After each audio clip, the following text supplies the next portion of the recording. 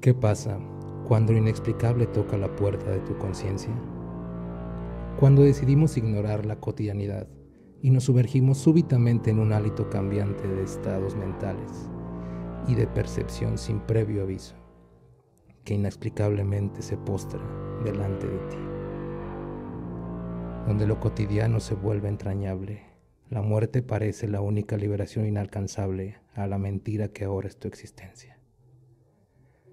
En cualquier momento y en cualquier lugar donde te encuentres, podrías vivir algo antinatural, el descubrimiento permanente de lo desconocido. Los libros prohibidos de esta serie contienen conocimientos arcanos y prohibidos sobre los vampiros. Algunos de estos libros fueron escritos por humanos que tuvieron contacto con los vampiros y otros por los propios vampiros que quisieron dejar un legado para las generaciones futuras. Los vampiros son seres que han fascinado y aterrorizado a la humanidad desde tiempos inmemoriales. Su existencia pretende ser confirmada por numerosas evidencias históricas, literarias y científicas.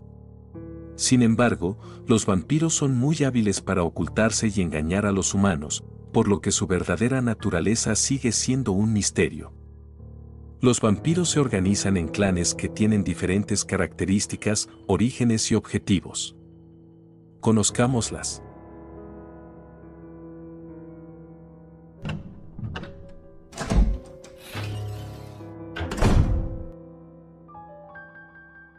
El cantar de los vampiros. Domus et gines noctuabundus.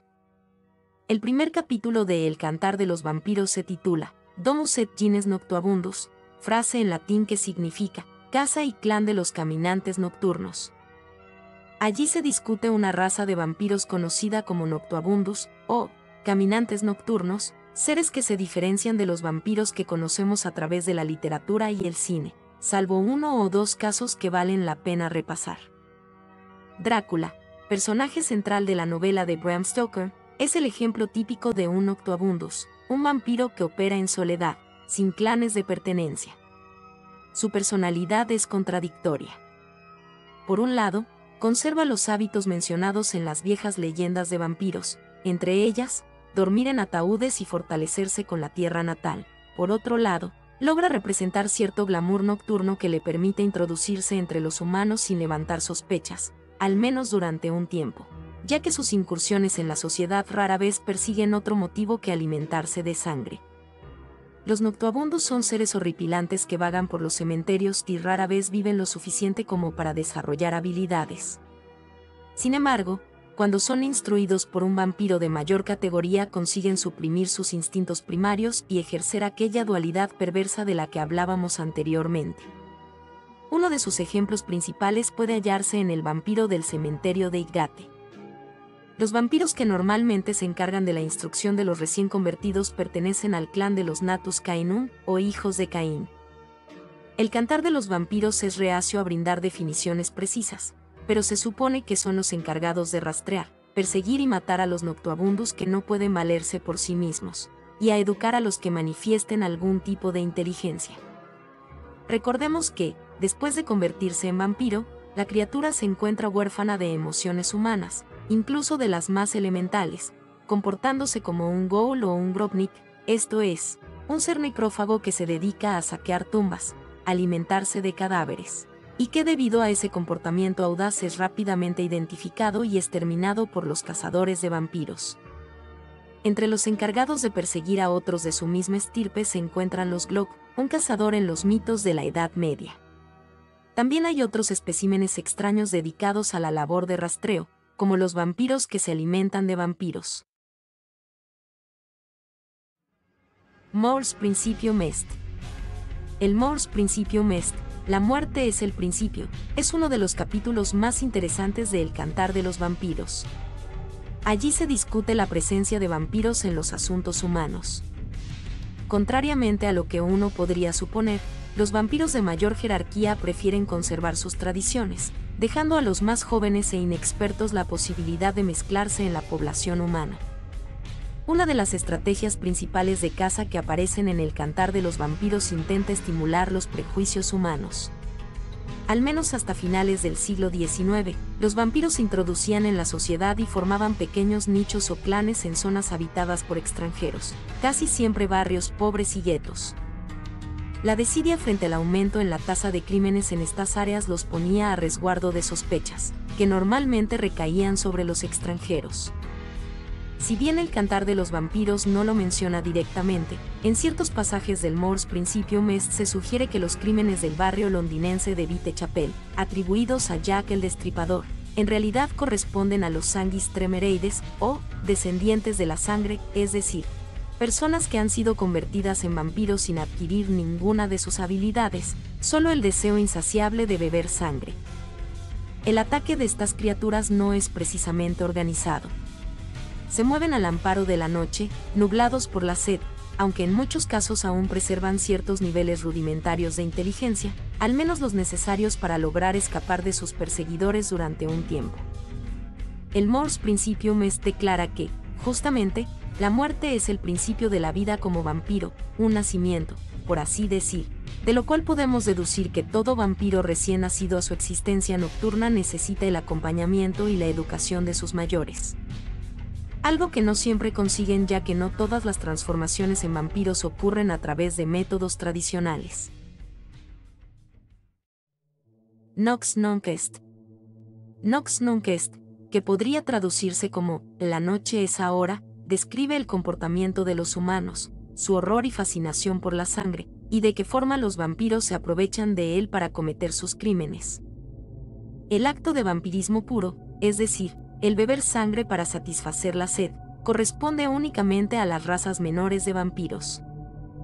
De hecho, los Bestie, vampiros instintivos, no poseen sed de sangre, sino algo que en el Cantar de los Vampiros se denomina como ultio sanguinus cujus, venganza de la sangre, especie de impulso animal imposible de satisfacer. Los vampiros de mayor jerarquía manifiestan una total indiferencia por las emociones humanas. A veces las observan, las estudian, pero solo por curiosidad. Vistos desde una perspectiva humana, su comportamiento representa la perversión y la criminalidad, pero esas categorías pertenecen a una valoración ética y moral del mundo que los vampiros no comparten. El Cantar de los Vampiros explica de qué forma los vampiros deben controlar sus instintos primarios para sobrevivir. Para ello pasan largos años de privaciones, de resistencia a los placeres de la sangre, hasta que finalmente alcanzan el primer grado en la escala de jerarquía, subumbra sumus, bajo las sombras existimos, lo cual hace referencia a los hábitos que el nuevo vampiro debe observar en secreto para trascender su instinto depredador. Si esos instintos gobiernan al vampiro, este no puede existir en términos de individualidad, pertenecerá, en todo caso, a una gran mente colectiva de torpes bebedores de sangre. Para existir en las sombras, el vampiro debe controlar sus deseos, sus instintos, y en especial sus impulsos humanos. Al parecer, aprender a ser un vampiro tiene sus riesgos. Sanguis malus. ¿Por qué los vampiros necesitan beber sangre? Las razones son muchas, y el Cantar de los Vampiros hace todo por ocultarlas. De todas formas, no toda la sangre es buena para alimentarse. Existe también la sanguis malus, o sangre del mal, la cual está desaconsejada para cualquier vampiro, salvo que se trate de un noctámbulo de la más alta jerarquía, un infidelitate habea eternitate, es decir, un vampiro, en lealtad con la eternidad. Seres con intereses tan extraños que resultan totalmente ajenos a la humanidad. La sanguis malus es la sangre de los inocentes, es decir, la de aquellos que no han cometido ningún crimen, básicamente niños, o bien la sangre de una persona muerta. Si un vampiro comete este error padecerá horribles tormentos, ya que la sanguis malus es tignem et aquam, es decir, la sangre mala es fuego y agua, en el cuerpo del vampiro. Los únicos vampiros que de hecho pueden alimentarse de cualquier cosa, incluso de alimentos comunes y corrientes, son los llamados vampiros, hijos de una mujer mortal y un vampiro. Esto no es una rareza. De hecho, existen muchas historias de amor entre vampiros y humanos, como el caso de Fear Lieth More, un vampiro que se enamoró de una mujer mortal. Ya al final de este capítulo, el Cantar de los Vampiros revela buena parte del folclore humano y las leyendas que se tejen en torno a ellos, básicamente una recopilación de mitos falsos sobre los vampiros. No invoces spellere non posis. Uno de los fragmentos más interesantes del Cantar de los Vampiros se titula No invoces spellere non posis, no invoques lo que no puedes rechazar, haciendo referencia a los peligros de invocar a las Mater Arcanum, o Madre de los Secretos, las vampiresas más antiguas del mundo. Entre estas vampiresas antiguas se encuentran Aisa Andisa, Aloqua, Ardat Lili, de Ardiliat, Empusa, Lamastu y Lilith, Madre de los Vampiros. Todas ellas han perdido la voluntad de manifestarse en el mundo, aunque pueden ser invocadas por un vampiro nigromante, con todos los riesgos que ello conlleva. El Cantar de los Vampiros sugiere que fueron estas vampiresas las primeras en aparecer. Los vampiros masculinos eran apenas hombres mortales convertidos para ejercer el cargo de consortes, sin mayor poder ni influencia en los asuntos de la noche. El libro no lo menciona, pero podemos pensar que existió una conspiración para que las antiguas diosas de los vampiros se alejaran del plano material y durmieran el inquieto sueño de los inmortales. Y más aún, el Cantar de los Vampiros aclara que aquellas vampiresas de antaño eran criaturas diurnas, y que los vampiros, para protegerse de ellas, poco a poco se convirtieron en seres de la noche. De ahí que, en casi todas las casas seguras de vampiros, en cualquier lugar del mundo, puede leerse la frase en latín, Nox praesidium nostri, la noche es nuestra protección. No obstante, el temor que estas diosas de la antigüedad infunden en los vampiros no era menos. Todos ellos observan el riguroso culto de Algol, la estrella de los vampiros, que simboliza la herencia femenina en la sangre de todos los hematófagos puros. Arcanum Arcanissimum. El Arcanum Arcanissimum, o Secreto de los Secretos, es el último fragmento que comentaremos de El Cantar de los Vampiros, ya que justamente habla de la relación entre estas criaturas y la raza humana. El resto continuará en el más prudente de los silencios. En definitiva, hay libros que pueden buscarse y otros que encuentran a sus lectores. El Cantar de los Vampiros es uno de ellos, una obra que puede perseguirse durante toda la vida sin encontrar otra cosa que la locura. Es él, en todo caso, el que encuentra a los lectores preparados para estudiar sus conocimientos. No en vano el Cantar de los Vampiros advierte una y otra vez, quid vesper ferat, incertum est, lo que trae el anochecer es incierto. Es justo suponer que el Cantar de los Vampiros es una obra de menor importancia para las criaturas de la noche, y que buena parte de sus conocimientos fueron vertidos para el uso de los discípulos, esto es, humanos que aspiran a convertirse en vampiros, comenzando por la ingrata labor de ejercer como vampiros energéticos. O bien como seguidoras femeninas, las odiosas exe, brujas que se convierten en vampiros siguiendo ritos abominables que la prudencia exige omitir. La mayor prueba en favor de esta hipótesis es que el Cantar de los Vampiros está escrito en latín, lengua erudita pero humana. Los verdaderos libros de las criaturas de la noche están escritos en el lenguaje de los vampiros, idioma que admite construcciones insólitas y un cifrado imposible de interpretar si no se posee la clave.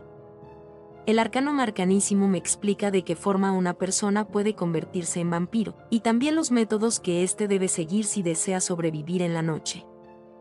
Basta decir que el rito aclara lo siguiente: durante los primeros años como vampiro, estas criaturas sí están sometidas a una enorme variedad de peligros, tales como la luz del sol, los crucifijos, los espejos y el ajo, elementos que poco a poco dejan de afectarlos a medida su poder aumenta. Esta primera etapa no es fácil de superar, ya que el vampiro recién convertido se siente obnubilado por sus nuevos sentidos, en realidad, los mismos que poseen los humanos, pero extremadamente más agudos.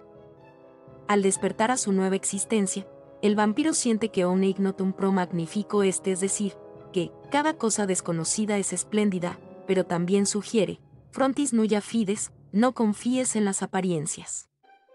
Scientia est potentia, aclara el Cantar de los Vampiros, es decir, el conocimiento es poder, pero también que exercitato artem parat, el ejercicio genera destreza, dándole igual importancia tanto al estudio como a la aplicación de esas enseñanzas. Aquellos que posean el conocimiento para hallar el Cantar de los Vampiros no necesitarán de nuestras advertencias. Sanguis vitam est, la sangre es la vida, declara el libro, y no sin razón, pero la vida tiene muchos matices, muchas formas, y algunas de ellas jamás deberían buscarse irresponsablemente. Tratado sobre vampiros. Dom Calmet, libro y análisis. Tratado sobre vampiros, cuyo título original es Disertaciones sobre las apariencias de ángeles, demonios, espíritus, fantasmas y vampiros, Dissertations sur les apparitions des anges, des démons et des esprits, et sur les revenants et vampires, es un libro sobre vampiros del monje francés Dom Augustin Calmet, 1672 a 1757. Publicado originalmente en 1746. Baste decir que el libro reúne una gran cantidad de leyendas de vampiros de dudosa procedencia, y que fue minuciosamente despedazado por Voltaire, quien acusó a Dom Calmet de candoroso, entre otras valoraciones menos simpáticas. No obstante, con el tiempo el libro de Dom Calmet se convertiría en una especie de Biblia de los vampiros, un compendio donde se reunía todo el saber incierto sobre estas criaturas. Claro que los vampiros de Dom Calmet no siempre son los seres detestables que conocemos, por el contrario, muchos de los relatos de vampiros vertidos en el libro no pasan de ser simples anécdotas, como aquella en la cual un vampiro regresa de la tumba para exigirle a sus familiares que se les siga colocando un plato en la mesa. El tratado sobre vampiros de Dom Calmet prescinde por completo de toda descripción profunda sobre el tema y tampoco se preocupa por estudiar las diferentes razas de vampiros. En cambio, se enfoca en historias banales y apariciones mezquinas de escaso valor para el amante del género. Antes de continuar, veamos una de las pocas descripciones que ofrece Dom Calmet sobre estas criaturas. Los vampiros son hombres muertos desde hace un tiempo considerable, que salen de sus tumbas e inquietan a los vivos, les chupan la sangre, se les aparecen, provocan golpes en sus puertas y en sus casas, y, en fin, a menudo les causan la muerte. Se les da el nombre de vampiros o de upires, que en eslavo significa sanguijuela. No existen versiones exactas del tratado de Dom Calmet completamente confiables, de tal modo que aquí compartimos un breve fragmento de la obra y, al final, algo más sobre el tratado de vampiros para aquellos que quieran seguir profundizando en el tema.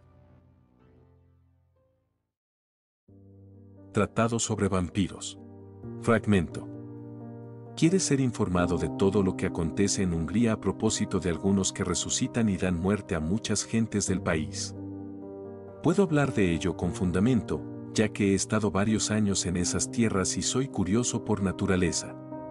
He escuchado muchas veces narrar historias infinitas, o hechas pasar por tales, sobre los espíritus y sus sortilegios, pero apenas he creído una sola. Sobre este punto conviene ser cauteloso, y siempre se corre peligro de resultar engañado. Hay, sin embargo, ciertos hechos que no se puede menos que creerlos. En fin, en cuanto a los resurrectos de Hungría, el asunto es el siguiente.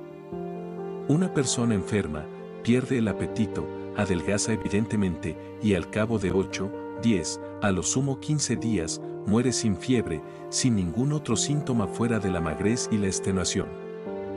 Se dice comúnmente en esos países que ello proviene de un resucitado que le asalta y le chupa la sangre.